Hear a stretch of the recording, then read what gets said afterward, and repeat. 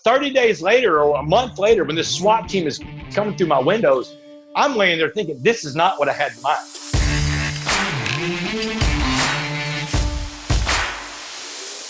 Hey guys, welcome back to another episode of the Todd Durkin Impact Show. My name is Todd Durkin, and this today is not going to be just another episode.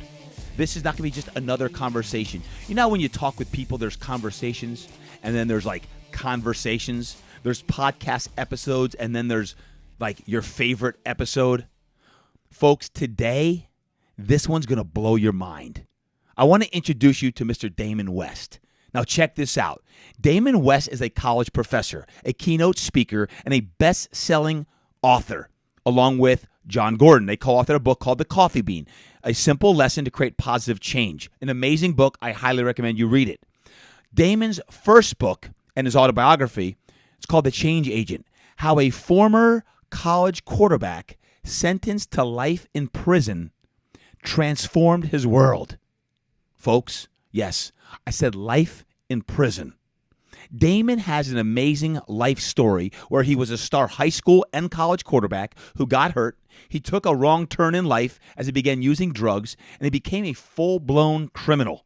He eventually got caught and got a 65-year life sentence in a Texas state penitentiary. He was miraculously released after 7 years and 3 months, and his Change Agent book was published just last year in 2019, 3 years after his release from prison. You got to hear this story on today's episode. Damon now travels the country speaking to colleges, universities, churches, companies, and even inside of prisons, not only sharing his lessons on what not to do in life, but for providing a message of hope, inspiration, and motivation. This is going to be one of the most amazing conversations you've ever heard. Now, one thing, I want you to make sure you're going to hear a couple sound glitches. Damon and I got so excited and so energetic that we actually cut out the Wi-Fi signal a few times. Damon's in Texas. I'm in California. So don't get carried away with a few glitches that are going to be in today's episode. Focus on the content because the story you're here is going to absolutely drop your jaw. Now, I found out about Damon from listening to John Gordon's Positive You podcast, and I was mesmerized listening to his story. And I think you're going to be in for a real treat today when you hear the story of Mr. Damon West. Without further ado, meet my friend, Damon West.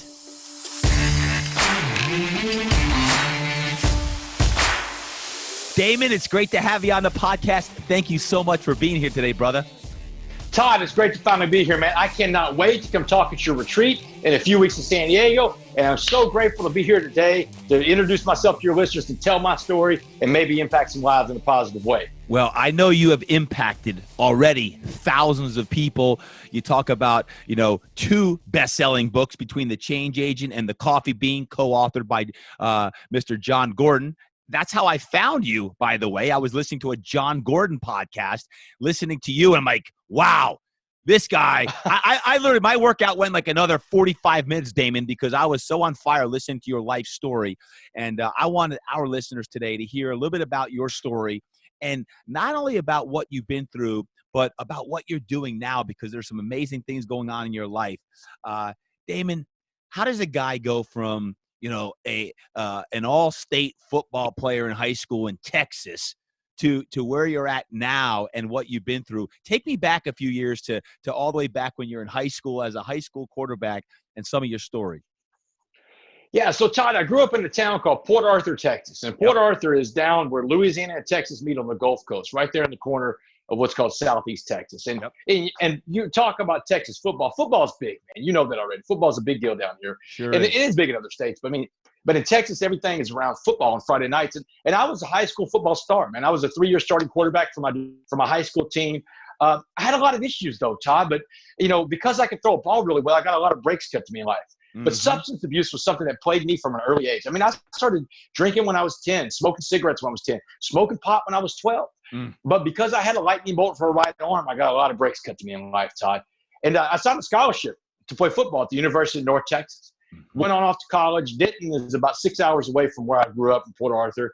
And when I got to college, I really cared about 2 things, Todd. That was partying and being the starting quarterback from a Division I team. And you understand this, man. You understand the quarterback lingo, man. It's that competitive edge, that drive. Quarterbacks are different, man. We're built different. We're just engineered mentally to be different. And I took that to a level that I thought, you know what? I'm a short guy. No one really was into short quarterbacks back then. This is 1994, man. This is before Drew Brees and all those other guys that aren't the prototypical giant guys. When you say short, how short were you? How tall are you? Man, all right, look. I'd say that I'm 5'11", all right? But so 5'9". The tape measure says 5'10", 5'10 and a half. I love it. But listen, my dad, man, my dad was a sports writer for 50 years, man. He was an AP voter in college football, college basketball. So he understood the game. So when I was sending my highlight films out at the end of my junior year, we've got a highlight film that goes out that says I'm 6'2", 180, you know, because my dad's 6'3", my mom's 5'8", you know, my older brother's 6'3". I'm going to grow, right? But I don't, man. I never grew. But, man, I had all the colleges in the country looking at me, man. Everybody, man. I thought I was getting handwritten letters from Steve Spurrier. You know, I thought I was going to Florida State, Miami, UCLA, Georgia. These are the schools that I really thought I was going to be playing at. But whenever it came out, because it always comes out, if you're not doing what's right or saying what's right, the truth's going to come out. And so the truth came out that I was really this 5'10" kid from Port Arthur, Texas, and I may have a lightning bolt for right arm, but I couldn't see over the line as far as they're all concerned, man. Right. So that's that knock on short quarterbacks, man. No one ever thinks you can look between the line. You know? So anyway, I get a football scholarship to play ball at the University of North Texas. And when I go to play ball there, you know, I get into the system there and I become the starting quarterback. By the time I'm 20 years old, and I think that in my mind, this ego that I have back then, because I really wasn't grounded to the things that are moral and good. You know, I had what's worse of all is I had this bad belief system, Todd. And bad belief system, you know, your listeners here know about bad belief system. A bad belief system tells you how to do something the wrong way over and over again. And the harder you do, I mean, the longer you hold on to a bad belief system, the harder it is to change. And bad belief systems usually went out in the end. And in my bad belief system, it was, hey, Damon, you're a unique guy. You're special. You deserve to get the brakes cut into your life. And all you're doing is drinking a little beer, smoking a little pot. You're not hurting anybody. You're really not even hurting yourself. But I couldn't have been more wrong. I'll tell you why. Because I came to a date. September 21st, 1996. We take the field against Texas A&M. Beautiful Saturday afternoon in College Station, Texas against Texas A&M. I'm 20 years old. I'm the starting quarterback for my Division I team. And by the third play of that game, I go down. And I never played college football again. I got hurt that day. I separated my shoulder on Kyle Field. They had to go in and cut my collarbone out. But I never played college football again. And that was what I call a fork in the road in life. These fork in the roads in life are days that you're going to get your head handed to you, man. You're going to get knocked down so hard. And when you get back up and dust yourself off, man, you got to make a choice. You know, the world looks different. Am I going to make the right choice, go the right way, or the wrong choice to go the wrong direction, right? But on September 21st, 1996, man, when I got hurt and college football was gone, well, that was my entire life, I thought, at that time. So the first thing I did is I kicked God out of the car, man. My thing is like, God, if that's the best you can do with my hopes and my dreams, I'll drive this car right off of a cliff, Todd. I mean, because then I got into the hardcore drugs. My bad belief system kicked in, that all I'm doing is drinking a little beer, smoking a little pot. Well, now I'm doing cocaine. I'm doing ecstasy. I'm doing pills. Whatever chemicals I could put in to change the way I felt, I was doing it. And the thing about a bad belief system is that, you know, they can evolve over time in the more negative sense. And that's what my belief system was doing. I was evolving. Damon, let me ask you a question. So you go from smoking weed and drinking to now hitting some hardcore drugs. Did you know when you were going through this, man, I'm going down the tubes? Or was it just part of like, hey, these dudes I'm hanging out with, that's what they're doing? So did you see it? Or was it just kind of a very, very gradual, subtle evolution into before you knew it, it was too late? Here's the spin on that. That's a very good question, Todd, because you're going into the world of an addict, the mind of an addict. So addicts, I'm an addict. I'll always be an addict, Todd. I tell people this all the time. I'm in recovery today. And being in a program of recovery gives me tools to function, right? But in the mind of an addict, you know, back then, that addict that was going through that is looking at it like you're asking if I could see myself going down the tubes. But in my addict brain, I already saw myself going down the tubes, and the drugs would pick me back up above the surface. You know, that's whenever I would literally get high and go higher, right? And I would change the way I felt, because when the chemicals were in, I wasn't grounded to the realities of my life. And the chemicals made me feel, well, like the giant of my dreams. You know, I felt better. I felt, you know, I'm partying. I'm hanging out with a bunch of girls and doing cocaine. And so my life is all of a sudden better. But really, I'm going down the drain further and further. I say this all the time. Addicts will give up their goals to meet their behaviors. Normal people will give up their behaviors to meet their goals, but not addicts. When we're in our addiction, man, we're giving everything away to get that drug. And that's what I was doing, man. I was an addict deep into my disease. And I thought the drugs were actually enhancing my life when really they were just taking me down the tube. So you're taking drugs and then you finish college and then go into the workforce? Yeah. Okay. I graduate college in 99. I moved to DC. I get a job working in Congress, man. I work in the U.S. Congress. No. After that, I worked for a guy running for president of the United States. 2004, when he drops out of the race for president, I moved back to Dallas, Texas to train to be a stockbroker for one of the biggest Wall Street banks in the world, UBS, United Bank of Switzerland. Sure. And it was at that job as a broker in 2004 when I was introduced to meth for the first time. Jeez. And Todd, meth was a game changer, man. And I was deep into cocaine in 2004, and that was my drug of choice. And my life was going down the tubes, man. There's no doubt about that. But meth was a game changer. I smoked that drug one time, instantly hooked. And it is the most evil, most addictive, most destructive drug ever created by man. And it grabs you and never lets go, Todd. And so I tell everybody, I went from working on Wall Street to living on the streets, man. I was homeless, man. I'm living in a car that gets repossessed. I'm sleeping behind buildings. I'm sleeping in meth houses. And all we do is sit around and get high. And man, this is 2005 now. So I'm sitting around 2005, 2006. And we start breaking into storage units. We start breaking into cars. Hold on a second. I got to get into your mindset. You're taking meth, crystal meth. What's going through your mind? Are you saying like, I'm a full-blown crystal meth addict? Or is it you can't even think about what you're doing? It's just like you need your next hit of crystal meth.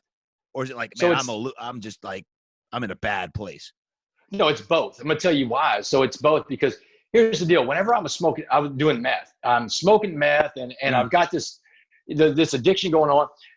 I remember one day I looked at my phone, and this is a flip phone back in the 2006 era. I'm looking at my phone and I'm looking at all the contacts in my phone, Todd. And I'm thinking to myself, damn, Damon, what happened to you, man? You once had the numbers of chiefs of staffs of presidents, Congress, members of Congress, bankers, doctors, lawyers, pillars of society, man, were in your phone. And now it's all dope dealers. It's people that Finn stolen goods from and stuff like that. It's other criminals, other addicts are in my phone. And I remember looking at my phone. It was a metaphor for my life. I'm like, man, your contact list in your phone will tell you so much about yourself, Right. And I remember thinking, man, this is terrible, man. What have you done to yourself? But then I wanted to go get high again. And my mom and my dad down in Port Arthur, I'm in Dallas, 6 hours away. They knew something was going on, Todd, but they didn't know what, Yeah. So as a full-blown crystal meth addict at that point in your life, how old were you? Let's see. We're talking about 2006. I'm 31, 32 years old. How much of what you went down was due to that injury? Would you say, okay, you started taking painkillers and opiates, and next thing you know, would you look back and say it was because of that injury and you were so low because of this injury that you spiraled down? Or was it because of the lack of faith that you went on your own and tried to do this on your own? Was it the people you were hanging out with? Was it all of it? How did that happen? I think the short answer is that it's the life of an addict. It's so I made it a point to say I was an addict at an early age. So you're wanting to know what caused it. Was it the injury that did that? Or something else that happened? But here's the deal, man. And I tell people this all the time. I'm an addict, all right? And addicts, you have to understand addiction and a program of recovery. I tell addicts all the time. I go into prisons, Todd. I go to athletic programs. I go to schools. I go to everywhere I go. I talk about this. If you're an addict, you have to have a program of recovery. My program of recovery that I got into when I was in prison, still to this day, is AA. Now, I have to say all the time, I don't speak for AA. The AA folks get mad at me if I don't get that disclaimer. Todd, you wouldn't believe it. The kind of messages I get. So I don't speak for AA. But AA has done wonders for me because they have a 12-step recovery program. And in those 12 steps, what you do is it's a program, it's a formula for your life. You clear out the junk out of you. The first 3 steps are where you surrender to God, whatever you call God, your higher power. And you surrender. And then the 4th, 5th, and 6th step, you're working through a personal inventory. You're telling another person about your shortcomings. It really, the 12 steps would be something that every first grader should probably do in their lives, and the world would be a better place. Then you get to steps like 7, 8, and 9, man, and 7, 8, and 8th step, man. The 8th step is where you make a list of all the people you had harmed, and you became willing to make amends. And the ninth step is where you start making those amends to people, except when to do so would cause harm. What we're doing now is we're clearing out all the baggage that causes you to go back out again, go back out and get high again. Because here's the thing. If it wasn't a football injury, it would be something else. It would be something that happens in your life as an addict. I tell people all the time, things are going to happen. People are going to die in your family. It's going to be traumatic. You're going to lose a job. You're going to lose a spouse. Things happen in the course of a human life that can send you back out. But if you have a program of recovery, you got a chance. You got time for a story here about a program of recovery? Absolutely. Okay, so check this out. People ask me all the time, do you ever get tempted? Now, I'm an addict in long-term recovery, Todd. I'm on parole until 2073. And part of my parole is that I can't drink or do drugs, and I have to stay in a program of recovery. That's my own personal thing. I have to stay in that because otherwise I'll go back to prison. And so that I get tested multiple times a month, see if I'm drinking or doing drugs. Because I travel so much, they test me so much, right? And so here's the deal. I'm at a Christmas party. I've been out of prison about 13 months. It's 2016, and I'm at a Christmas party. And I'm with my buddy and his wife is drinking a glass of wine. Well, I'm close enough to the glass of wine. And by the way, Todd, I'm around people that drink all the time. My mother and father drink around me. My wife drinks around me. It doesn't bother me. But at this point in my life, I'm smelling the grapes from this wine. I'm like, man, that smells like a really good glass of wine, And I stop myself. I'm like frozen, Todd. I'm like, oh my God, where did that thought come from? So I run out to the car and I call my sponsor in AA. And I said, hey, I call him up and I say, hey, listen, man, something bad just happened. I just had this thought of drinking. And he starts laughing at me. And I'm like, man, this isn't funny, man. It's serious. He goes, dude, he said, you're going to have these thoughts all your life. You're an addict. That's what addicts do. We replay good moments. Your brain likes to repeat success, Todd. It's called euphoric recall. That's right. Your brain won't necessarily remember the bad things that happen. Think about a bad relationship that you had, Todd. And when you get further away from it, you don't necessarily remember all the bad. You start thinking, man, some of that stuff wasn't terrible. But so your brain likes to repeat success. And he's telling me that's what your brain's doing right now. He says, so you use the first tool that you have, which is to call somebody. He said, let's use the second tool. And Todd, this tool is great. I tell this to companies all the time. The second tool is called playing the tape out all the way to the end. He said, Damon, I want you to imagine you had that glass of wine.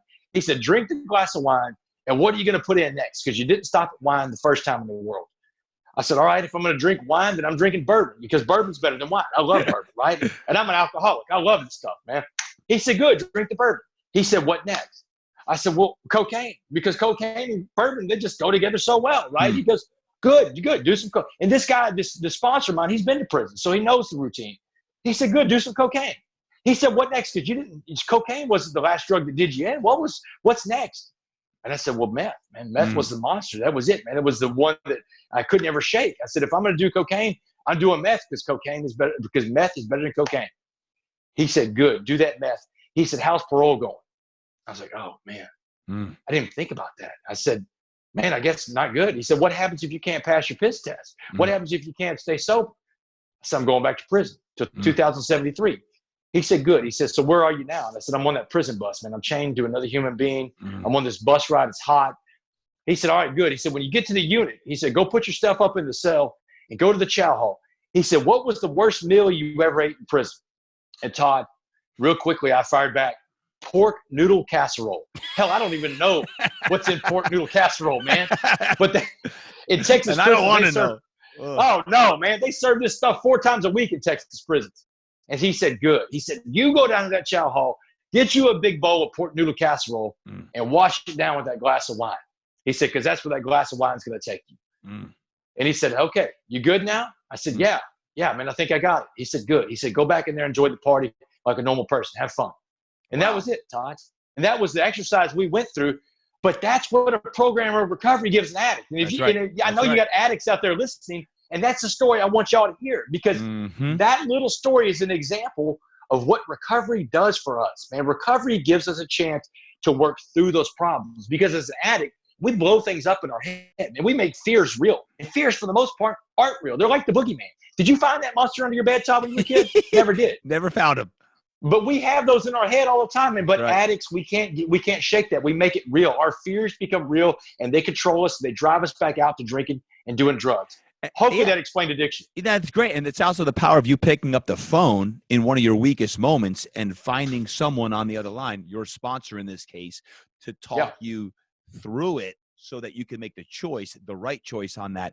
Damon, step me back. You're 31. You're a full-blown crystal meth addict. You've turned to criminal activity. Step me through that phase of your life. You're burglarizing homes in Dallas.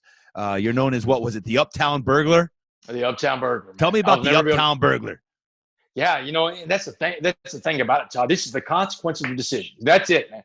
Every decision has a consequence, Todd. Some are good, some are bad. That's right. You study for a test. The consequence is you might make a good grade.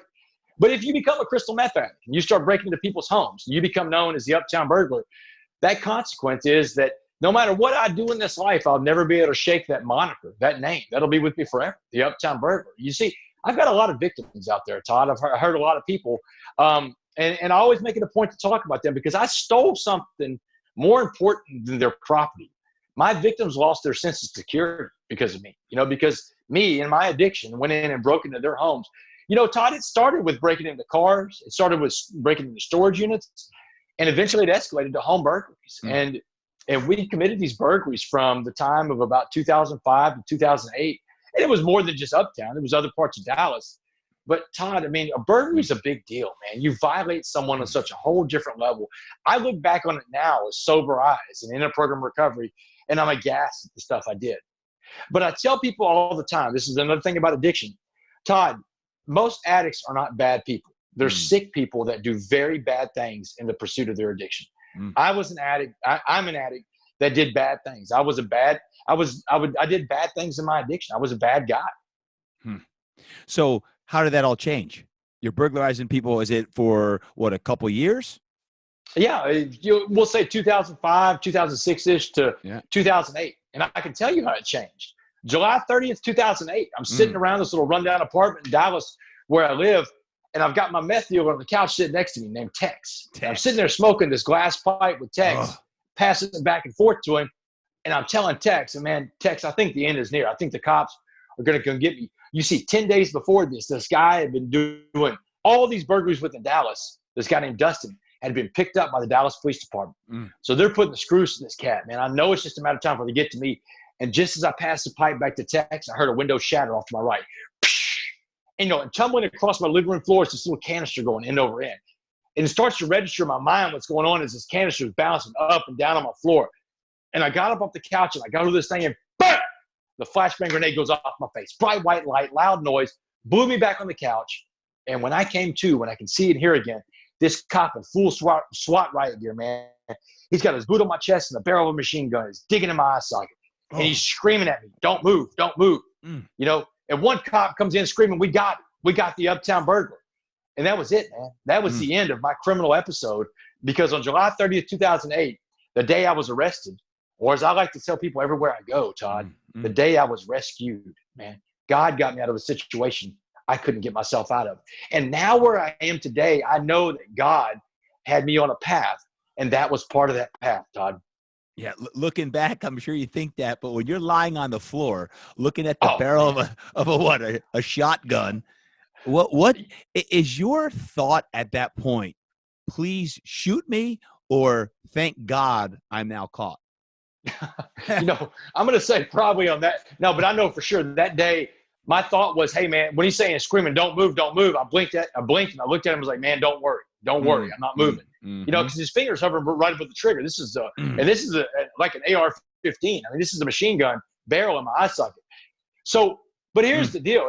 Here's the funny thing about that. The question you asked, about a month before that happened, I ran out of meth. And any addict can tell you when they run out of their dope, it's a hard time, man. You don't even want to get yourself out of bed. You feel miserable. You feel sick.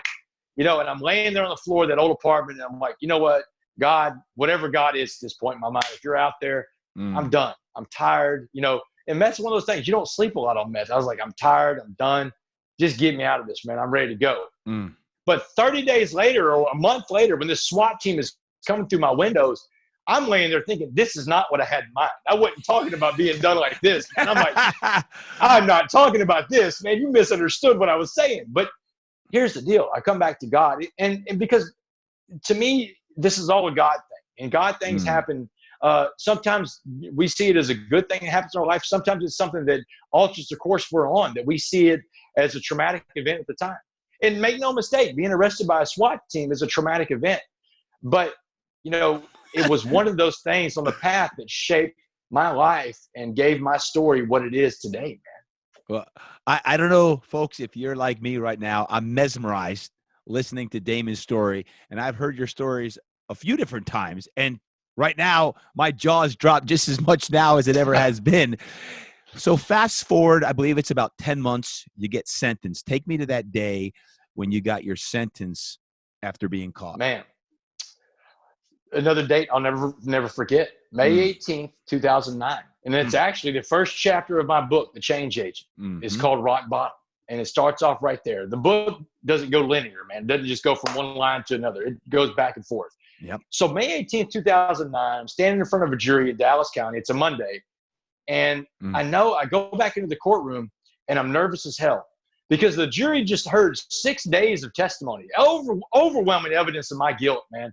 And my role as the ringleader of the Uptown Burglars. They got one of these pyramid charts of the trial, Todd, to show the whole organized crime scheme, all the people involved in the Uptown Burglars. And at the top of those pyramids, they have a picture at the very top, and it's yours truly, man. It's the most awful chart I've ever seen. And so I walked back into the courtroom. I barely had time to eat the bologna sandwich they give you on the breaks when you're at a trial.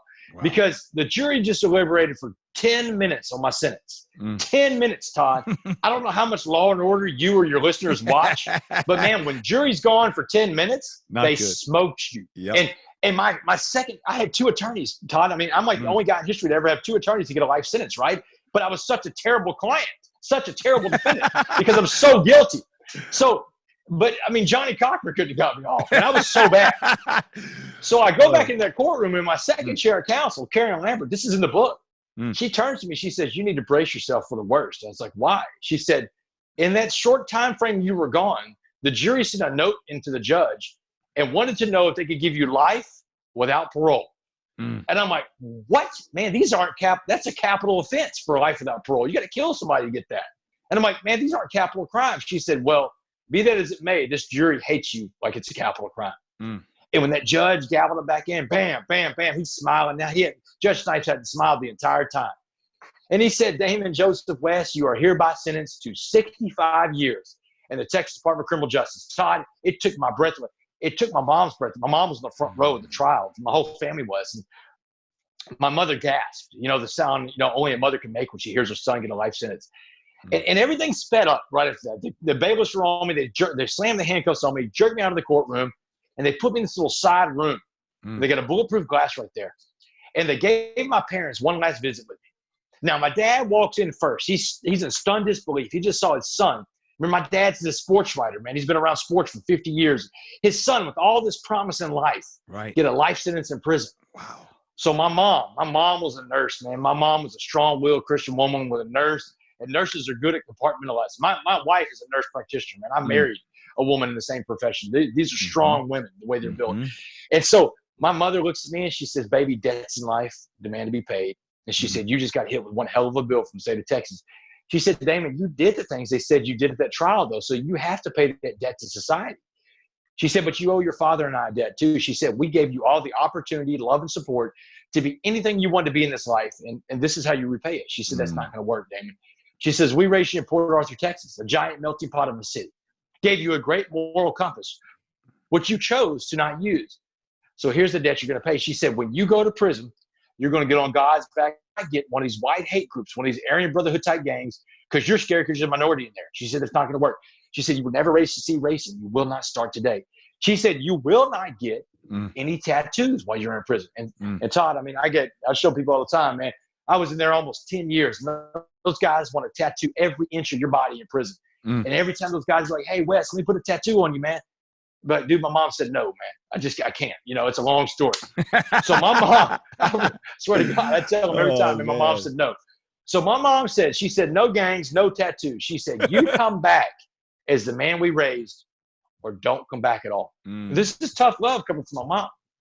And she said, "Do you understand this debt you're going to pay?" And I was like, "Yeah, Mom, I do." And so they took me away at that point. I went back to the pod in Dallas County Jail.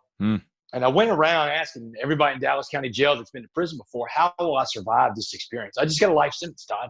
And every guy, black, white, Asian, Hispanics, telling me the same thing. Wes, you're going to have to get into a gang. You're going to the worst part of the prison system where everybody in the building you live on has a life sentence. They call it a life sentence building.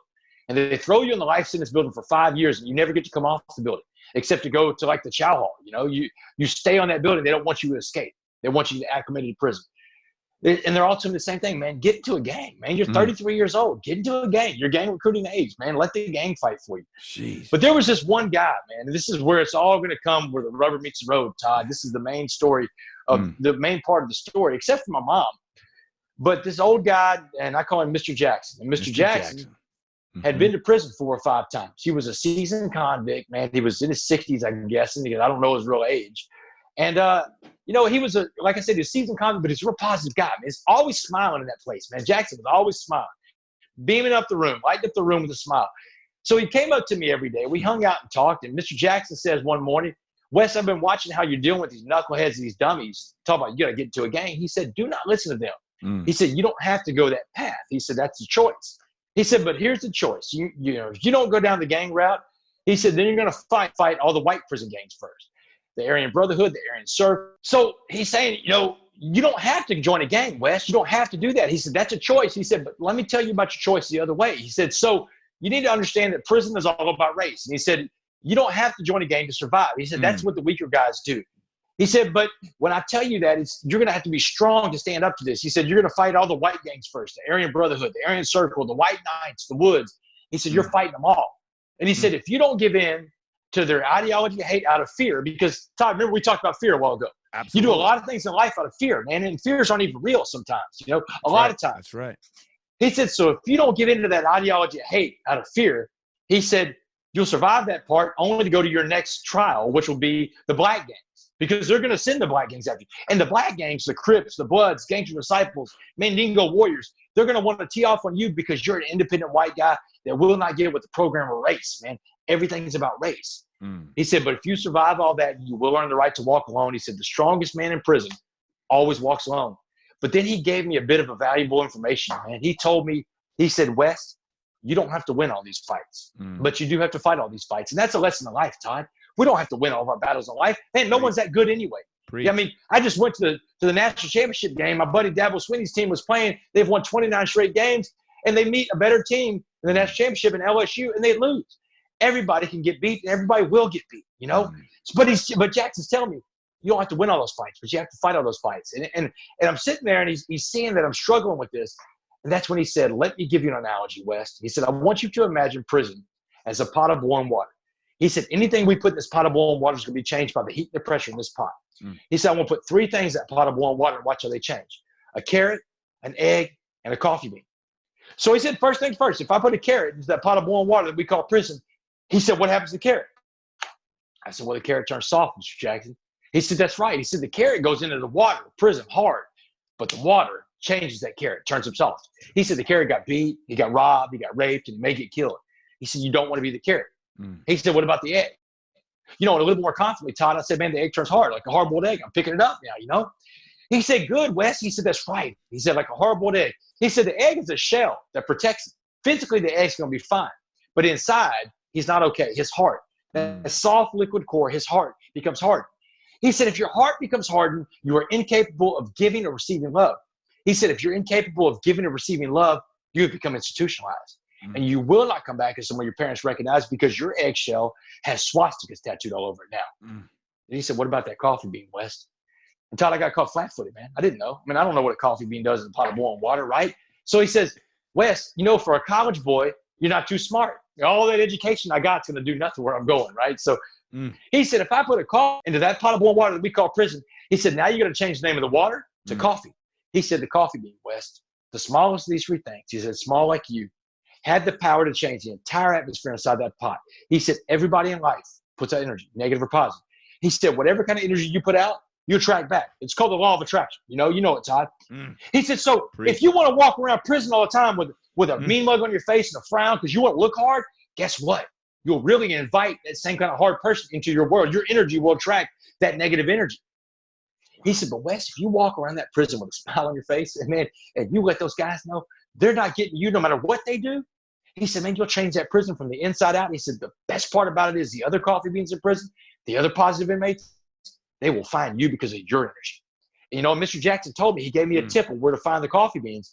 He said, if you want to find where a lot of those coffee beans are hanging out, get down to the chapel. Coffee beans love being in that chapel, man. The last thing Mr. Jackson told me, Todd, before I got shipped off to prison in August 2009, he said, West, go out there and go be a coffee bean. And man, with that, I was off.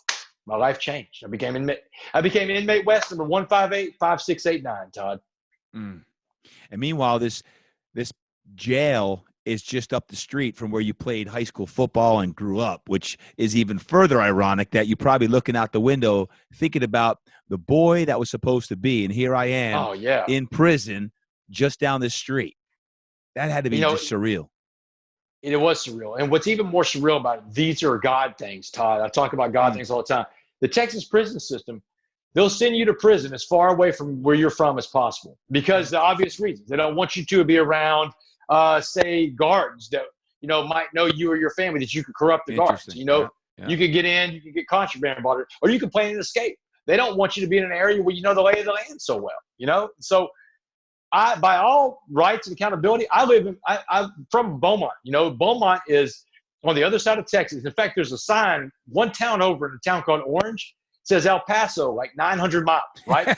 So by all rights, I should have been shipped to El Paso, Texas, on the other side of Texas. But it's I-10. It's all one highway that connects the two.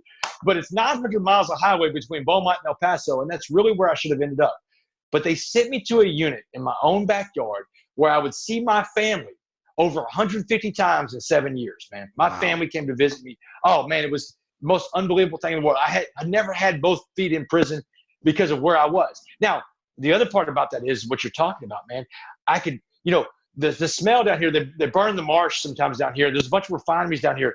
So all that stuff brings back that euphoric recall, man. And in the fall, when the temperature starts dropping a little bit and the seasons change, I could feel football in the air. I could smell football seasons in the air, Todd. On Fridays when I'm in prison, you get in your head, you start hearing the drum beat of the band in high school when you're getting ready to play a game, man. You hear the referee's whistles. All that stuff happens to me when I'm in prison. I have dreams of back when I was a boy playing ball. And those dreams are the best dreams in prison, Todd, because most of my dreams in prison occurred in prison. I mean, I would literally be locked up in my dreams. It was rare that I ever had a dream where I was outside of prison in my dream, which is crazy because your mind is locked up 24/7 at that point. You're never even free in your dreams. But sometimes being in the nostalgia of the area where I'm from, I have these dreams and I'm playing high school football again or something better in life of a better time. Definitely like the chapter in my book where I talk about high school football is better days. Definitely better days than being in prison. So Mr. Jackson gives you this unbelievable wisdom about how to survive in prison. And you go to prison. How did you survive the first few months? He's telling you not to get in the white gang, the black gangs, the Asian gang. How many times did you fight? Todd, I tell people all the time, between county jail and the penitentiary, I probably got in 3 dozen fights. I mean, easily 3 dozen fights. You know how many of them I lost? 75% of these fights, man. I got my butt kicked all over the place. But, man, Jackson told me, you don't have to win these fights. You got to fight these fights. And in prison, no one cares who wins or loses. No one ever keeps count of that kind of stuff. All they care about is that you get out and defend yourself. You got down is what they call it, getting down. And the other inmates, when they see a fight, they call it a free show. Like, you have pay-per-view where you pay to watch people box. In prison, people are boxing. It's called a free show. Everybody gets to watch the free show. And so all people want to see is that you're going to defend yourself. So, look, man, it took me about 2 weeks to get through the white prison gangs, And after I showed that I was going to defend myself and I wasn't just going to fold, man, then it was the black gangs after that. And I'm sitting there 4 weeks into the black gangs and I'm getting jumped sometimes.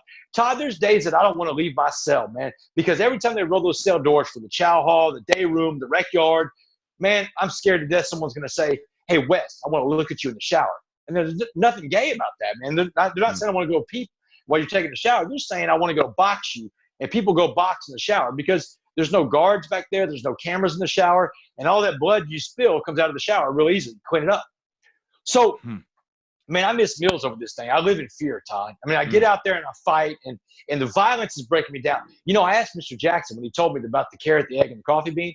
I said, what do you find more of in prison? Jackson? And he fired back real quick. He said, eggs. He said, the egg is the natural evolution of a human being in that environment. He said, we are not made to withstand what you're about to go through. And I got it, man. I understood it while I was going through it because the violence breaks you down, Todd. Once you get to a point where you can handle the physical pain, man, you're okay with that physical pain because you know that's going to go away. And you'll go out there and you'll take the abuse anyway. You know, you cross over to a different area. 6 weeks into this, man, I'm 6 weeks into prison. And I get up one Monday morning and I look in the mirror. This dingy old mirrors aren't glass in there in prison, Todd. They're a piece of steel that's kind of polished down. So you don't really see a real reflection. But the reflection I do see, I don't like because that guy lives in fear. And I'm not built to live in fear. We aren't built to live in fear. Amen. It's not normal, man. So I'm living in fear. And so I look in the mirror and I say this sentence that I heard one of these speakers when I played college football in North Texas came in and said, and it stuck with me. And what's weird is that it stuck with me because I was the guy in the back of the room that would talk the whole time. Like, what's this fool going to tell me that I don't know? I knew everything when I was 18, 19, 20 years old, you know? But this stuck with me. And this is the most powerful sentence in the English language. It's 20 letters and 10 words of pure power. It's a permission statement. If it is to be, it is up to me. And I say that in the mirror that day, and I take off and I go to the rec yard, Todd. And so, you know, Mr. Jackson had told me everything in prison is about race, and he was spot on, and it is. The most racially segregated place I've ever seen in my life was that rec yard in that life sentence building. Let me walk your listeners through the rec yard. So we'll say home plate is where you get into the rec yard. It's like a little chute you go through. You strip it down, body cavity search you, man, because they make sure you don't have any knives or cell phones or dope on you. You go out there, we'll say right center field. They got a sand volleyball court. And on that sand volleyball court, it's only the whites and Hispanics are allowed to play on that. Go around, we'll say left center field. They got these big, huge walls, the handball walls. All the races can play handball, man. It's cool, man. You can all play handball out there. But if you want to mix it up and play doubles, little doubles handball, your partner's got to look like you. Got to be the same race as you. You come on down the third baseline, man. We're using a baseball diamond for our example. So let's go down the third baseline. They got the weight stack. Man, you see it in the movies. People want to lift weights in prison. They do, man. They got some big dudes in prison, Todd. So all the races are allowed to lift weights. But you want someone to spot you, man, someone to get out there and work out with you, got to be the same race as you, man. Same skin color. Your partner has to be the same skin color. So I pass up all the sports that day, and I head straight to about where second base would be, and that's the basketball court. Now, who do you think runs the basketball court, man? If everything's divided by race, it's the brothers, man. They run it, and they run it hard. So, Todd, I get myself into a basketball game where no whites are allowed to play, Todd. And, man, I get in there. And the flaw that I found in their system, I watched them for 2 weeks trying to figure out how I can get on that basketball court.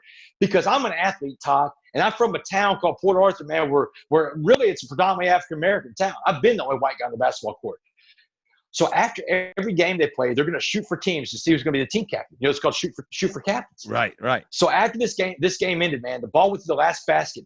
I went and fell in the basketball like a fumble drill in football, man. And when I got up, I've got this ball wrapped up, and the entire basketball court sucks up around, you know, and they're pissed, man. Just a sea of angry black faces screaming at me, hey, white boy, have you lost your damn mind? No, give us our ball back, man. That's our basketball, man. We're going to hurt you. Todd, the toughest voice I could find, squeaking and cracking. I'm like, man, you're going to have to hurt me because I'm shooting for teams today, man. I'm playing basketball.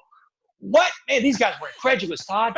They're up on me now. They're spitting at me. They're screaming at me, man. We're going to kill you for this, man. Biggest guy out there, man. There's Blood from Houston named Jay Blood, man. He gets up in my face, and I think he's going to knock me out, but he's going to get a free shot because I'm not letting this ball go, Todd. My life depends on me holding this ball.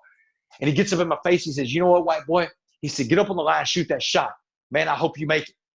So, man, the basketball court parted, and the free throw line appeared. And I'm telling you, man, the free throw line looked like the equator, man. It was so big, man. And this basketball feels like a medicine ball at this point, man. My knees are shaking. I'm up at their free throw line, and I'm like, you know what? I don't have a choice. So here's the deal. If I miss this shot, they're going to kill me, man. They got no choice. I didn't disrespect the basketball court. I disrespected the entire race. I mean, hell, all the white guys on the rec yard are screaming, man, kill him, man. They're finally getting what they want, right? But if I make this shot, they're going to honor it, but they're going to hurt me, man, because I don't belong out there. I just inserted myself into a world that I don't belong into. So I take a couple of deep breaths, and I say it again. If it is to be, it is up to me. And I let her rip, man. Nothing but net. I make my shot. I'm a team captain. Jay Blood makes his shot. He's a team captain too. We step back. We pick our teams. I pick my 4. He picks his 4. Got us a little 5-on-5, right? Wrong, Todd. It's 9-on-1, man. What? And these guys, not my own teammates, don't want me out. They don't even want to be on my team, man. So, man, we're out there playing the roughest game of basketball, and I came out that Monday with a black eye and a busted lip, but, man, I survived. And I got up on Tuesday. I looked in the mirror, same thing. If it is to be, it is up to me, and I make myself go back out there. I don't want to go back out there, Todd, but I make myself go. And these guys are laughing at me, man. Hey, white boy, we thought you had enough yesterday. And I'm like, hey, man, I thought you boys were playing basketball. What's up? Todd, from that day on, I was the first pick in and I'm not first pick caliber, man, but everybody wanted to get a piece of me, man. Tuesday, Wednesday, Thursday, Friday, man. I am like a pinata out there. And Todd, I'm giving it back where I can. And this is basketball on the life sentence building of a maximum security prison. There's no guard in the tower. There's no referees. There's no fouls. You can punch, kick, scratch, bite, pull hair. So, Todd, we're at Saturday, man. I'm 6 days into this experiment. And I'm standing there about half court. And the reason why I'm standing at half court, this is kind of funny, actually. My team was on offense, man. And when I'm on, man, look, I haven't seen that ball since I shot that shot on Monday, man. No one has passed me the ball. I don't even get to play offense, man. All I do is play defense. I'm standing at half court, waiting for us to go on defense, and someone kicks me the basketball. They kick me the rock, man. I dribble it up, and I shoot, and I miss it. I'm like, man, I sure hope they do it again. And eventually, I got the ball back, and I made my shot, and I heard the change, Todd. Somebody said, hey, good shot, West. West, man, I heard that. I got my name back. I wasn't white boy anymore. I wasn't hoe-ass white boy. I wasn't all these other names they called me. I was West again. I earned my name back. And after that game was over, those guys circled up around me like they did 6 days before, but it was totally different body language. And Jay Blood does all the talking again. He says, he said, Wes, you pulled something off out here we had never seen a white boy pull off before. He said, you took everything we had, man, and you gave it back when you could. You stood your ground, and you never got racial on us. You never called us any racial names. He said, man, you don't have to worry about the blacks the rest of the time you're in prison. And Todd, man, that felt good, man. But the first thing that went through my head was Mr. Jackson and that coffee bean story. Right. Because now I just saw the coffee bean thing happen. I saw the change. I saw that pot of boiling water become a pot of coffee. And it was awesome, Todd, because you can't think about how uncomfortable it was for me to be, for me to be the only white guy out there. We get that. Think about how uncomfortable it was for them to have me on their basketball court. They got 20 years of a bad belief system, some of them. And in 6 days, everybody made a change. In 6 days, we all became coffee beans. And Todd, that was the beginning of my transition to becoming a coffee bean, because at that point, I really was an egg, and I had to transform myself inside that environment, inside that pot of boiling water, to become that coffee bean. But I found it out. I found the tools, Todd. Man, Damon, I'm listening to these stories, and I could listen to them all day because you probably have hundreds of them. But in your time in prison, you've committed yourself to be a coffee bean. You've gotten in with the whites, the blacks, all the different, quote, gangs, all the people in there. You're going to chapel. Fast forward several years later, 7 years, 3 months to be exact. And all of a sudden now the day comes where you're able to potentially get out of prison. Take me up to the point of how the heck do you have a life sentence of what, 70? Was it how many years? 65 years. 65 years. Life. And how do you get out? How did you get out after 7 years and 3 months? Great question, Todd. So, and I love that you've done your homework on this, man. It makes for such a better interview, Todd. By the way, it's been one of my favorites. So how did I get out? Well, the easy answer is that I did everything I could. I made the institutional adjustment, showed remorse, showed rehabilitation. I did everything the institution wants you to do in order to earn your right for parole. And what parole means, Todd, for all your listeners out there, parole doesn't mean you're free and clear from your sentence. Parole means you serve your sentence on the street.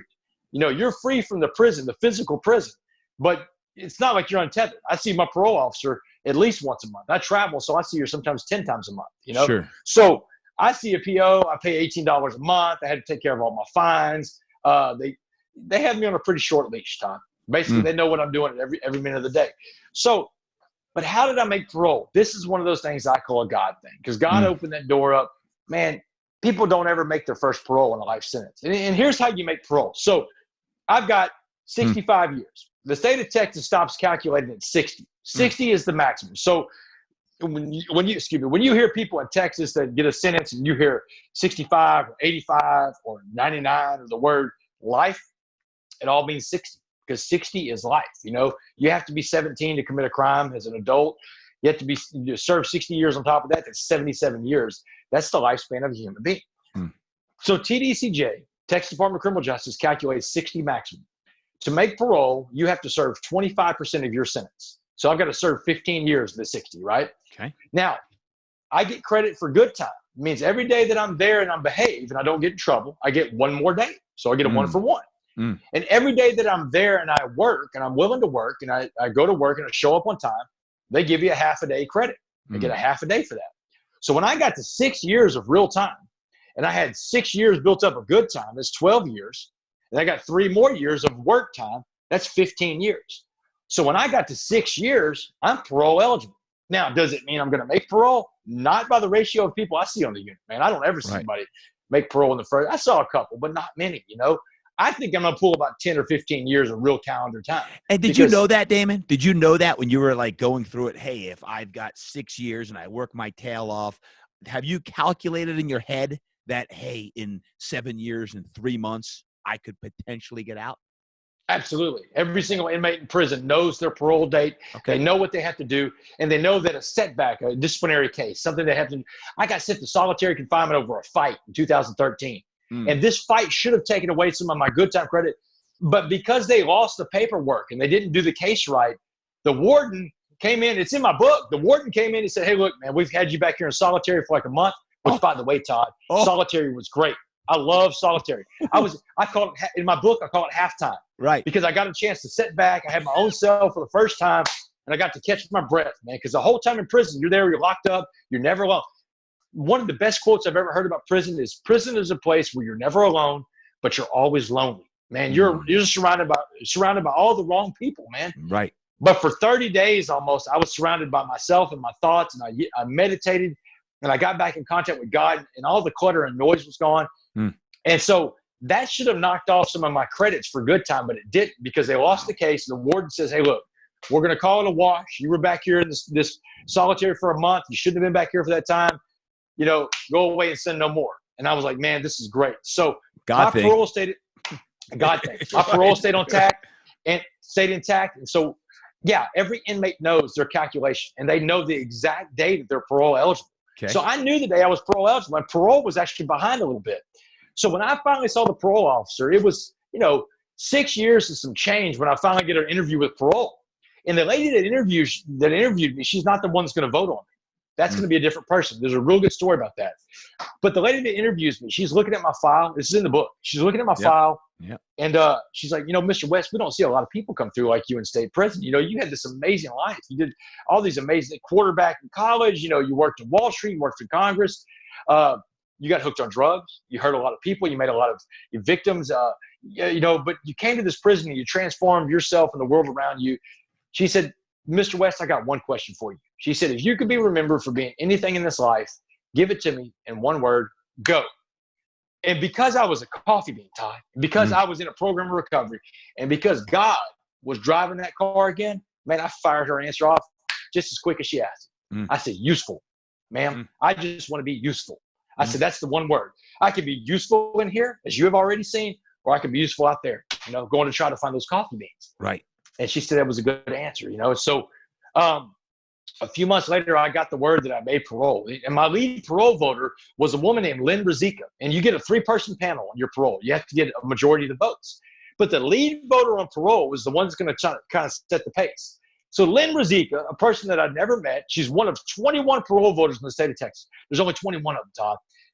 She looks at my file and grants it. The next voter says, okay, we grant it too. And I made parole. I made parole 7 years and 3 months. November 16th, 2015, I walk out of prison. I want to fast forward you to this past August of 2019, Todd. That story that I just told you is in the Change Agent. Yep. Lynn Rizika emails me in August. And she says, Damon, it's Lynn Rizika. I know who she is for sure, man. She's the lead voter of my parole, man. She says, I'm a criminal justice professor at University of Houston downtown. She said, I teach a class on ethics and criminal justice. She said, I would love for you to come speak to my class. I've read your book, and I would love for you to speak to my class. And I jumped at the opportunity, Todd. I said, Lynn, this is great. I would love to speak at your class. I'd like to personally thank you. I've never met this woman, right? Personally thank you for letting me go from prison. And so when I meet her, Todd, I go speak to her class, and I'm like, Lynn, I can't thank you enough. She's like, Damon, she's like, I like to tell you that I can remember your file, but I don't, because they see tens of thousands of files. She said, but I can tell you what you probably had in your file. You probably had a parole packet that had information about what you've done in prison, the things you accomplished, your family, all that support. She said, was that in there? I was like, yeah. She said, you probably told me you were in recovery like you are now, right? I said, yeah. So she said, those things matter. Those things matter to a parole voter because we get a brief sketch of your life and where you've been and where you're going. So she said, I'm glad that it turned out the way it did. So I spoke to her class that day. And after class was over, this professor greets me, a guy named Dr. Michael Cavanaugh. Dr. Cavanaugh is in the criminal justice department at UHD, University of Houston downtown. And he said, hey, Damon, I heard that you got your master's in criminal justice. I said, yeah, I graduated in May 17th, Todd, 2019. I graduated with a master's in criminal justice. This is 10 years to the day that I got sentenced to life in prison on May 18th, 2009. Wow. I'm giving the commencement speech at my at my master's graduation ceremony 10 years to the day that a jury sentenced me to life. I've been from one side of the criminal justice complex to the next. So Dr. Cavanaugh, that August of 19, is saying, hey, I heard you got your degree. I was like, yeah. He said, have you thought about teaching? I said, yeah, I've thought about it. He said, well, we'd like for you to come be a teacher here. I'm like, what would I teach? And he said, we've got a class called Prisons in America that we think you'd be great to teach. Todd, last week, I became a criminal justice professor at the University of Houston downtown.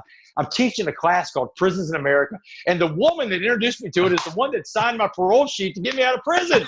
It's crazy, man. Damon West, that is like the craziest story I have heard. It's insane, dude. It's like, so I'm in Hollywood a couple weeks ago because Lionsgate Film has got the shopping agreement on this thing to turn The Change Agent into a movie, right? I hope so. So I'm sitting there with Eric Tannenbaum. And Eric Tannenbaum, his big thing that he did was 2.5 Men. He and his wife produced that for like 9.5 years. They did 2.5 Men. So he left CBS and now he's at Lionsgate. And I've got Tannenbaum in the room. I've got the screenwriter, and I got this guy named Scott. And Scott is Scott's like the engine that drives this whole thing. So it's Scott. Man, Scott's great. He's an actor in LA too. So Scott Ruggles and Eric Tannenbaum and the screenwriter were in this room, and I'm sitting there telling them about, because they've read The Change Agent. They're like, man, this whole thing is a movie. It's a Netflix original series kind of deal. But I'm telling them about all the stuff that's happening now in my life, man. I mean, because it doesn't stop there, Todd. I'm telling them about the thing with college and teaching and becoming a professor and the woman that got me my job. But I'm telling them about this prison tour because when the Coffee Bean came out and it became a bestseller this past summer, the senator in Texas that runs he's the chairman of the Criminal Justice Committee, Senator Whitmire. Man, Senator Whitmire and I have gotten, pretty close. We talk a lot. He's been a very big proponent of what I'm doing. So I called Senator Whitmire up and I said, Senator Whitmire, look, my second book just went bestseller. I said, you don't have another parolee in Texas that's a best-selling author. And he kind of laughed and he said, that's the good news and the bad news. He said, so what do you want to do? And I said, I want to put a copy of each of my books. I'll pay for it all. I want to put a copy of The Change Agent, a copy of The Coffee Bean, in all 104 prison libraries in Texas, because we have 104 prisons in Texas, Todd. 150,000 people locked up. I said, I want to put a copy of each book in all prison libraries. I said, but I need you to open the door for me to go into all 104 prisons. And he's like, you want to go drive to all? I said, I know it's going to take a long time. He said, it'll take 4 years, 3 or 4 years to do driving. I said, well, I'll do it and I'll pay for it all. The director of prisons calls me the next day and he said, hey man, look, we're all on board with this thing. We've never done this with a parolee, one that's on parole the rest of his life. Right. But we've never been in a situation with a Damon West type guy. He said, but I got a question for you, man. Because, he said, I work in corrections. I deal with inmates. He said, I got a question for you. What's in it for you? You're paying for all this. You're gonna donate all these books. What's in it for you, Damon? I don't get it. And I said, Director Collier, I get to stay sober, man. I said, that's all that's in it for me is I get to stay sober. And he said, man, that's a good answer. But that's the only answer that matters for me. Wow. And I tell you the thing about staying sober and in recovery. So I'm at my recovery meeting. I'm at an AA meeting in December. And I'm telling the group, a couple of the guys in the group about this prison tour that I'm going on. Well, one of the guys in my group, this guy named Will Scott, I'm not violating his anonymity, so I don't want the AA people to get upset because I said his name. Will is very public about his being in recovery. So, So Will's in recovery too, and he and his father and his brother have a big business worth about $1 billion. And so I'm telling him about this, and Will's like, Damon, I think that going on that prison tour would help out my recovery and help keep me sober. Can I come to some prisons with you? And I'm like, yeah, sure, Will. If you're approved by the prisons to go in, and you are, that's great. Hop in the car. He said, I don't think you understand what I'm talking about. He said, man, my company has 3 jets. We have 3 private planes. He said, we'll just fly to all these prisons. And I'm like, are you serious? He's like, yeah. We went to Huntsville, where the prison headquarters is in Texas, a few weeks ago. And we met with this director from the chaplaincy. We got a map out of Texas. And we started charting the state of Texas by private plane, Todd. Private plane. Who in the world is taking private jets into 104 prisons? Dude, we're calling the tour the Smugglers of Hope. You know, people are always talking about it. Oh, Smugglers of Hope. So we're talking, man, I'm sitting there telling Tannenbaum, the screenwriter, and Scott Ruggles about this prison tour. And the screenwriter and Tannenbaum are like, dude, that's the opening scene of the movie, man. These two guys, these clean-cut looking white guys, get on a private plane. You know, one guy looks at the other one, says, you nervous? And the other guy's like, yeah. It's like, hey, man, just relax. It'll be okay. They take off. They land at a little bitty airport somewhere. A government vehicle's there to get them, man. Guys in a suit and a tinted SUV. They hop in. They nod to the driver. He takes off. They pull up into a prison. No security stops them. They get out. They march into a prison. So now you're thinking, man, are they feds? They're going to bust somebody out? And they walk in. There's a chapel full of inmates, man. And the guy starts talking. This is my story, you know. You're like, that's exactly where the movie is going to start. So I was like, man, that is so cool. But man, a prison tour. That's why it's going to happen, because you've already visualized it. You've already set the intention. You're already making the connections. 100%. We talk about it all the time, right? Living with intentionality, and you are living proof of that. So I can't wait to see when the movie comes out. It's going to happen. We're trying to find the right actor for it. You know, we gave it to Channing Tatum first, and he passed on. He had other stuff going on, so we're just going down the line till they find the right person to play the main role. But here's the deal, Todd. Hey, why don't you play the main role? Well, we want to get an A-list actor. I do want to make a cameo in there somewhere. I don't know where. Think about Sylvester Stallone played Rocky. This is true. This is a good point. He held out that script until he was the main character, and he was dead broke, poor, had to sell butkus. And maybe Damon West, I'll set this seed for you, is, hey, you could find these A-list actors. Hey, maybe Damon West plays himself. You know what? I'm going to ask him about that now, because you said it, man. You pointed out. I never even thought about that till now. I thought about just making a cameo. Dude, you are. No one knows the role better than you. So this is true, man. So take me back. You're walking out of prison. Who do you meet? You're coming out of prison. Who are the first few people you see?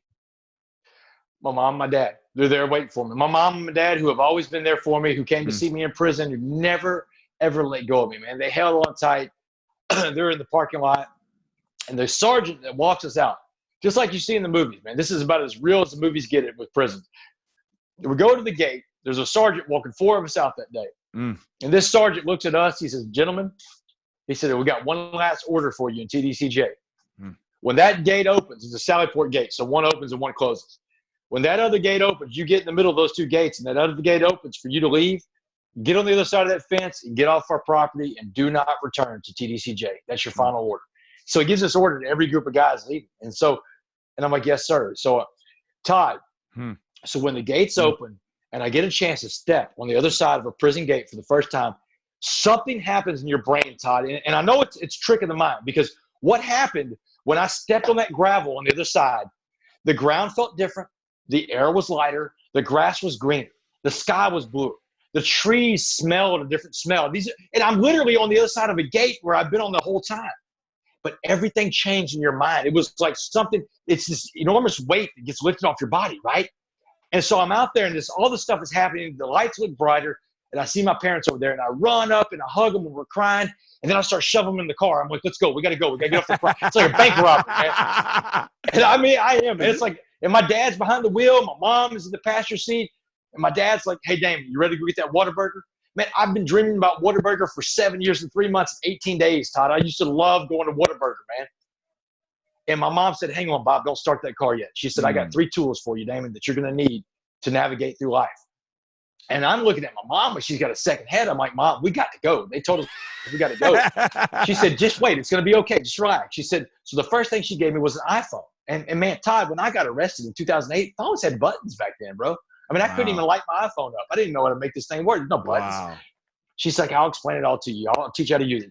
Second thing she gave me was my driver's license. I found a way in prison, this little deal that they have that you can do from prison to renew your driver's license. So now she said, you got this phone, She said, you've got a driver's license. Wow. She said, you can stay in touch with anybody. The world is so connected out there. Social media, everything. She's telling me about it.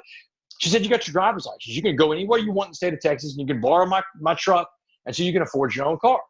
She said, what's the third tool? So knowing my mom, and my mom, by the way, is the star of my story, Todd. Amen. I mean, I know. when we're talking to those Hollywood guys, they're like, hey, there's a couple of parts in this movie, but yours is one of them, but your mom's another one. It's a Meryl Streep type role is what they're saying. I mean, it is just the strong woman just gets it done. So she says, Damon, what's your other tool? And so knowing my mom, I know it's going to be something spiritual. My mom's extremely spiritual. She's very connected to God and Jesus. And I'm like, Mom, I've got a Bible. I've got a rosary. I said, I've got the best relationship with God ever, Mom, where he's driving the car and I'm just a passenger, Mom. I said, I know it's something spiritual, but what could it be? And she said, Damon, you always did talk too much. She said, stick out your wrist. So I stuck out my wrist, Todd. She put this little bracelet on my wrist, and it's just a bunch of hooks, right? And it's a bracelet. They call them an axe bracelet. And what these axe bracelets are, when I was in prison, they had these retreats that would come in. Wow. They call them the axe retreats: adoration, community, theology, and service. And it was all these men that would come in from the free world. And these men would come into the prison for 4 days, 4-day retreats. They would leave their jobs, their homes, their lives, their families, their careers, and would leave it all behind to hang out with us, the cursed, the wicked, the sinners, the incarcerated. No one wants to be around us but our families, Todd. And so they would come in for 4 days and do these retreats with us. And man, these guys taught me what it was like. They taught me what the secret to life was this servant leadership, Servant leadership is helping other people achieve their goals in life, helping other people reach their goals. And when I was in prison, I told my mom, I said, Mom, when I get out of prison, I got to find these guys because this is going to be my new family, my new friends. These are positive guys. And so she tells me that day walking out of prison, she said, stick out your wrist. She said, everywhere you go, all the axe men and women, all your brothers and sisters in Christ wear one of these axe bracelets. That's how they identify themselves. And I didn't know about an axe bracelet because I was in prison, and we can't have bracelets. She said, but you've been through an axe retreat, Damon, in prison. She said, but I signed you up for an axe retreat in 2 months at St. Charles Church in Nederland. She said, go out there, baby, and go find your friends. And man, Todd, that was one of the best gifts my mother ever gave me, man. And I went to that retreat 2 months later. And these guys must have thought I was under a rock for 4 years, man. For 7 years. Right. Because literally I was under a rock, man. These guys taught me about all their successes in life. They told me about all the good things that have happened. But more importantly, they shared with me their failures in life, because we are going to fail in life, Todd. It is a fact of life.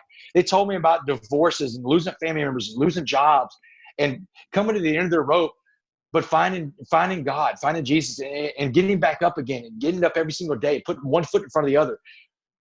And when they told me about that, they told me that we're giving you this stuff. We're telling you these things that have happened bad in our life so you don't have to make the same mistakes we did. And what they did is they gave me a blueprint for what I do today, Todd. Because I go around sharing this story so nobody else has to make the same mistake. So some kid out there doesn't have to make the same mistakes I did, and their family doesn't have to pay the price my family paid. Or the victims that they would have created have to be created because I created victims. Or society doesn't have to pay for them like they had to pay for me when I was in prison. And Damon, when you say you go out there, we're talking not only football teams at some of the biggest and best universities, but I'm talking small colleges, universities, churches, companies, and even inside of prisons now. Yeah. I mean, you're all over the place, right? All over the place, Todd. I mean, speaking at the retreat here, I mean, a couple things. Number one, Damon, I want to thank you. I want to thank you for your story, for just the persistence that you've had in your life of going from a star athlete to going through hell and back, and now transition this into seriously a life of impact. And I talk all the time about live a life worth telling. The story about what's your story. This is one of the most amazing stories I've ever heard in my life. I mean, truly is, Damon. And I know that takes a lot of things, including faith, including people around you like your mom. I want to give your mom a hug someday, because I've heard stories about your mom and what an angel she is, because as we know that, as a parent, and we have 3 children, and, you're only as happy as your saddest child. And I'm sure there have been many, many nights where your mom and dad were very sad because you're incarcerated for 7+ years. And she put a lot of faith in that, it was in God's hands. And I know you've shared that story before about the footprints. And man, just for all that you represent now and the hope and motivation that you give, the 2 books, 2019, you wrote 2 books, bestsellers, between The Coffee Bean, The Simple Lesson to Create Positive Change, obviously, with John Gordon, and then your book, all on The Change Agent, how a former college quarterback sentenced to life in prison transformed his world. Damon, if we could just talk about those books for a few minutes. And folks, if you're listening in right now, I highly suggest 2 things. Not only one, do you get those books, but 2, that you share them. You share them with the world, because the world needs more light. The world needs more positivity, energy, passion. The world needs a better environment. And that's what, it's all about. The Coffee Bean's all about is that environment. But I'll talk about The Coffee Bean, there's life lessons. And you just talked about one of those life lessons was a servant leadership. Can you touch upon a few of those lessons, like Coffee Bean lesson number 1, because it's speaking my language? What are a few of those life lessons in the book? Yeah. So one of the, there's different ways to become a coffee. And when we go to the retreat, I'll get into this fully. Mm-hmm. Servant leadership is so important. This came to me, and this is part of another book I'm writing, those principles I told you about. Absolutely. Servant leadership. This guy named Joe Torres, and it's a good segue because I met Joe. I met these guys in prison. They would come to these ACTS retreats, right? Yep. And so there was this guy named Joe Torres that came into the prisons. Joe graduated Texas A&M in 1970, came back to Beaumont, Texas, where we're from. Mm-hmm. 1970, he started a family. In 1976, he started a little sandwich shop, had 4 employees and 1 store. Today, Jason's Deli has 300 stores and over 200. Way. Yeah, and over 300 stores in over 32 states, and it's got 12,000 employees. Joe Torres started Jason's Deli out of a little sandwich shop in Beaumont, but he told me a story. He said, Damon, it was the early 90s, mid-90s. He said, in the restaurant business, it's a tough business, very hard business.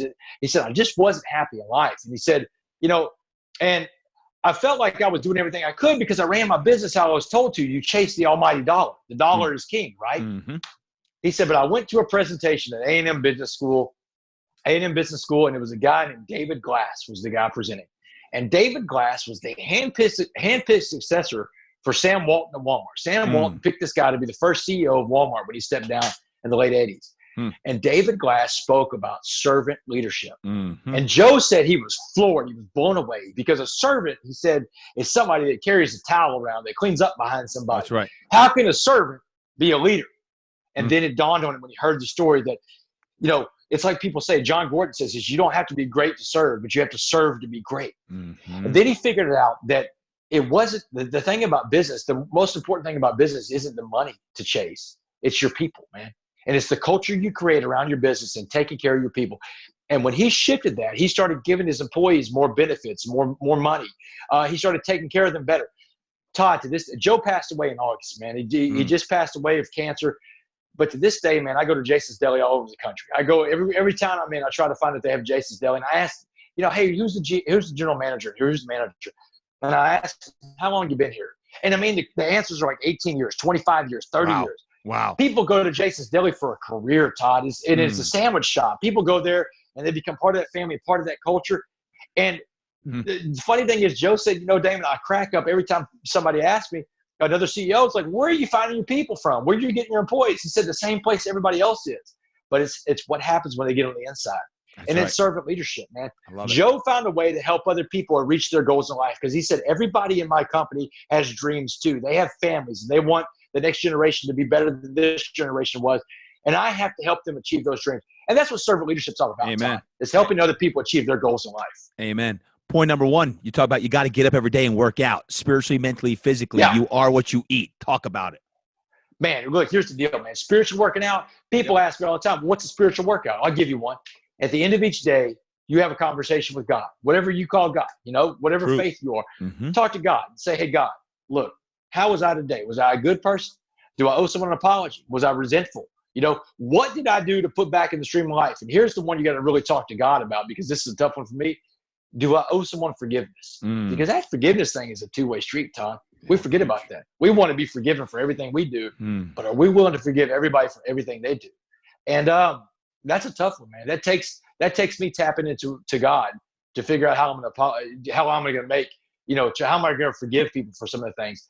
Because resentments are a very natural thing, but you have to let go of your resentments. Hate corrodes the container it's contained in, Todd. Mm-hmm. And having a resentment on somebody is like drinking poison and hoping they die, That's right. So That's a spiritual workout, man. You gotta do that every day, man. You're in a physical workout. Well, physically working out, man. Take care of yourself. You get one body, Todd. Put the right stuff in, man. Get enough rest. These are things. These are all choices to make, man. I don't have enough time, and I'm doing that right now in my life. I'm talking a lot more. I'm on the road. My workouts are falling behind, but I know at the end of every day, I had choice, man. I didn't prioritize. I could get up earlier every day. I could not hit snooze 4 times and get in my workout in the entire time I hit snooze, right? So these are choices. Mentally working out. I tell people all the time, man, you are what you eat. And that's not just that physical stuff, that food, that fuel, because that's what food really is today. It's fuel. Yep. But you are what you eat in the sense that, man, what kind of books do you read? What kind of videos do you watch? What kind of websites do you go to, man? What are you feeding yourself up here? Because that's what you look like out there, man. Yep. We are what we eat. And the last one on the coffee bean I want to talk about is point number 5, because I love this. Energy. Energy is about your body language, you say, how you carry yourself, the power of your energy, how you look. Talk about all of that. Energy. So look, here's the deal, man. It's like Jackson was telling me, man. Yep. If you walk around that place and smile all the time, man, you let those guys know they're not getting you. Todd, I tell people all the time, man, coffee beans, one of the first things they know how to do is smile, man. Light up a room. Everywhere you go, people read your body language for cues, right? Because man, your body language is going to speak volumes before you open your mouth, Todd. You walk into a room, you're frowning like that, man, I don't want to go around you. But if you're smiling, you're beaming, guess what? I want to be attracted to that. And it feeds, man. It feeds. People growing that. You either infect the people around you or you affect them. You know, you're going to affect them or you're going to infect them. And so here's the deal. I tell people all the time, if you will smile in every room you go into, and especially in the days you don't feel like smiling, you will positively impact that room in such a way that the negative people in a room full of positive people, and that's what you need for a room full of positive people, is positive body language. Negative people do one of 2 things in a room full of positive people. They either get with the program and become positive, because that's the thing. People have an inherent need to want to belong and be loved. All right. Those are 2 basic needs for human beings: belong and be loved. And so they'll usually get with the program and become positive too. They'll be a convert to positivity. But the truly negative people, the ones that you can't get through with all the positivity in the world, what my friend John Gordon calls the energy vampires, guess what they do? They get out of the room, man. They leave. They don't want to be a room full of positive people. They get out, and either one of them's fine for what we're trying to do, because we are trying to make the most positive environment possible, because that's where growth takes place, man. Outside of our comfort zones, where things are going well. That's awesome. Awesome, Damon. I have a few final questions. Speaking of John Gordon, one of the nicest, kindest, most extraordinary people I've ever met in my life. What was it like to get the phone call from John Gordon after prison saying, Damon, I'd like to co-author a book with you? Was that surreal? You know, that's crazy. It was surreal. Doug Bobst had talked to me about John Gordon. And so when John had called me, I asked John, I said, John, how do you even know who I am, man? And he said, Dabo Swinney, man. Dabo Swinney can't quit talking about you in that coffee bean store. He said, Damon, he said, let's write a book. We'll call it The Coffee Bean. He said, and this message will be told all over the world, because it'll be a bestseller. That's right. And he said, Damon, if you do this book with me, I guarantee you we will get this message as far as possible. And he said, I'll split everything with you 50-50. And I was like, John, you're John Gordon, man. You don't even need me. But I appreciate you calling. I think it's really stand up of you to do that. Go write the book yourself, man. Have a nice life. Good luck, John. He's like, Damon, that's not the way it's going to work. God told me to call you and do this. We're doing this book together. He said, so do this book with me. And so I did. And it became a bestseller. Just like John said, it came out in July of 2019, became a bestseller. We get emails from the publisher every month that says the rights to the book have been sold in China and France and Saudi Arabia, in Vietnam and Korea. The book is in Chinese, it's in French, it's in Arabic now, it's in Vietnamese, it's in Korea. The coffee bean message is being all over the world. And it all started with an inmate in Dallas County Jail telling me his story to a guy that he thinks he's probably never going to see again, that's probably never going to find his way out of the situation. Wow. Final 2 questions. What advice would you give to a star high school athlete today? Everything's right in their life. It's amazing that they're at the top. They're going to go to college on a scholarship or go play college ball. What would you tell that young man or woman today? I would tell them, you get connected to something spiritual. You find your way in that, because all this stuff that we have, all these material things and things we're connected to and grounded to, that's not real, man. It's not, it's real. I mean, you have it, it happens, and people have successes and failures, but it's not permanent. What is permanent is your relationship, your conscious contact with your God. That's a permanent deal. And that's something that you have inside your heart, your mind, your soul. There's not a building you have to go into to make that happen. There's nowhere but in your closet you can go pray. Like they talk about in the Bible, go in your closet and pray. That's where you find peace and happiness. The most important thing I would tell them in life too is relationships you build along the way. And I would tell them also this. I meet more people out here, Todd, that are locked up than I ever did when I was inside of prison, man. More people are in prison by their thoughts and by their things than by steel bars and barbed wire. You can take that to the bank. Wow. So what would you say to that person that's not a star athlete but's lost today, or they're using drugs, or they're in a really bad place in the world? Would the advice be any different? No, the advice would be the same. To find, to get grounded into something spiritual. You have to be grounded. It's a big universe out there, Todd. I mean, we're, so how do you adapt to that? You have to ground yourself to something. We are, my sponsor told me that being humbled is being right-sized. And when you're right-sized, you realize that if you draw a line and say that's God's line is infinitely long. We'll say it goes from one horizon universe to the next. If you have a line, and you do, your line's about an inch of an infinitely long line. And there's 4 things on your line, Todd. There's 4 things: what you think, what you say, what you feel, and what you do. So you have to ask yourself, if this isn't what I think, say, feel, or do, what controls that then? Because everybody else has got the same 4 things. That's God. And you need to ground yourself to God. Because if you don't, you're going to be lost. Damon, the word impact. Impact to me means legacy. What's Damon West's legacy going to be all about? Damon West's legacy is going to be about being a positive force for change, to be part of the solution instead of part of the problem.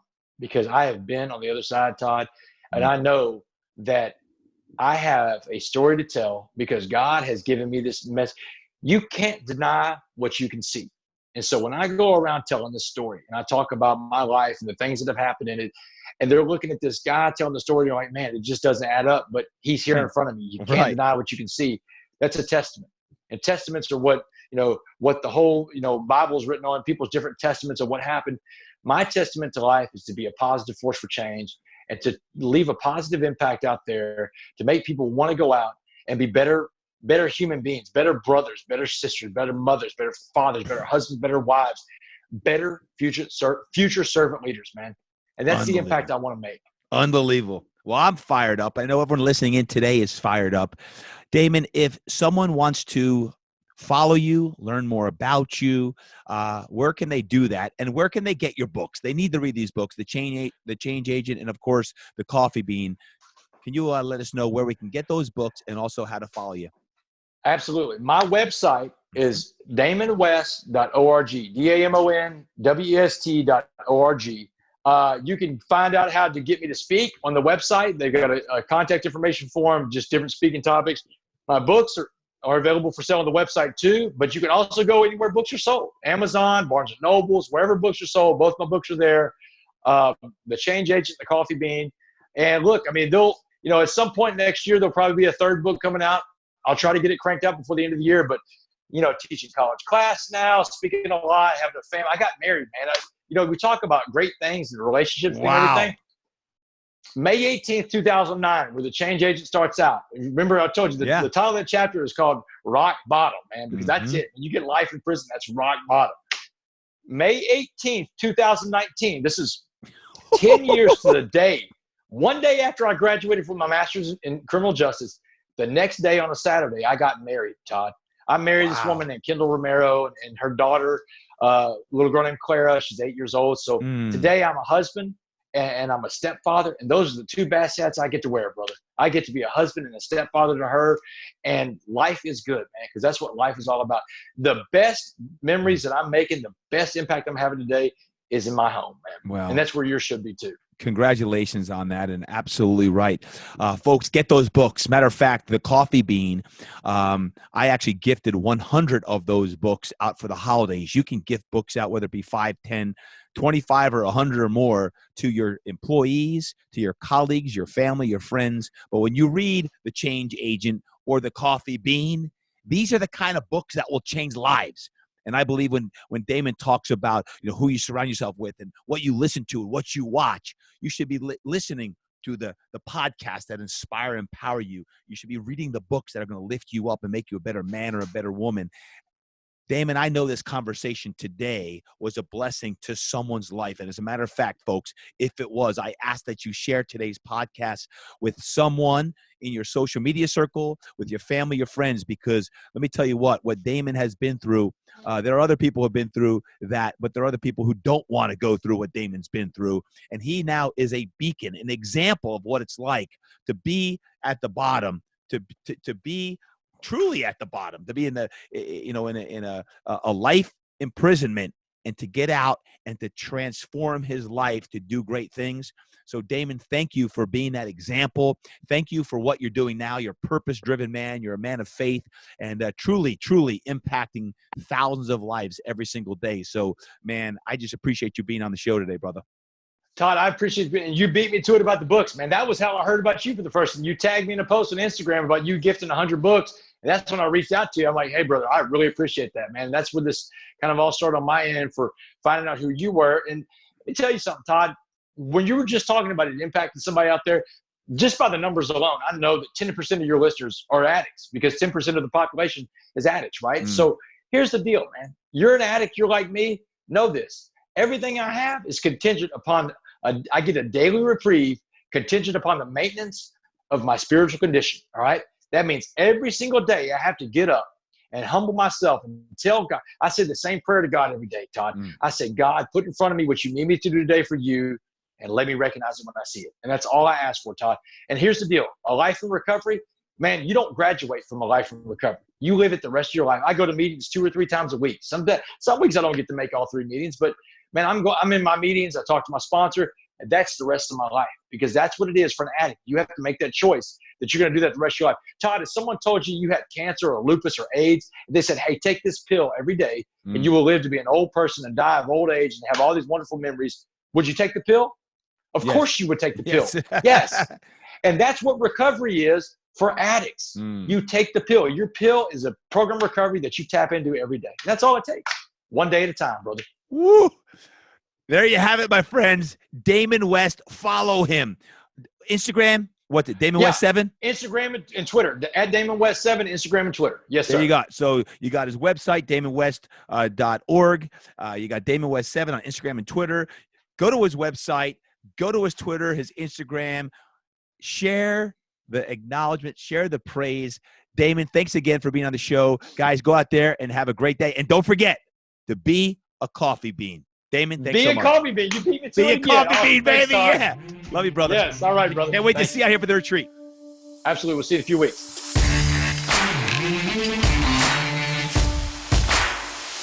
Folks, I'm back, and I just wanted to wrap up today's episode with a few words. Number one, thank you. Thank you for listening in. I know today's episode was a little bit longer, but was that an amazing story or what? I could have gone another hour with Damon listening to all those lessons, thinking about when he was down and out, how he kept, coming back and coming back. And whether you're at a high right now or a low of lows, remember the story of Damon West and the coffee bean. Are you going to be the coffee bean? Are you going to be that one under heat, under pressure, under stress, who's going to make a difference in the world? And it starts with you. It starts with the decision today to do something with your life. And I believe the story of Damon West and in today's episode is truly going to help you be that. Now, I also feel that there's a lot of people who need to hear today's message. If you can please do Damon and myself a favor and spread the gospel and motivation from today's episode with all the people in your life, your family, your colleagues, your coworkers. If you could please share this episode on your social media, in a newsletter, in an email, however you like to spread it, please talk about it and please share it, because I believe ultimately that's going to make more coffee beans for people out there in the world who need more motivation, inspiration, love, and light. Thank you so much for joining me on today's episode, and I can't wait to see you again. And until next time, remember, train hard, eat right, live inspired, and be a coffee bean.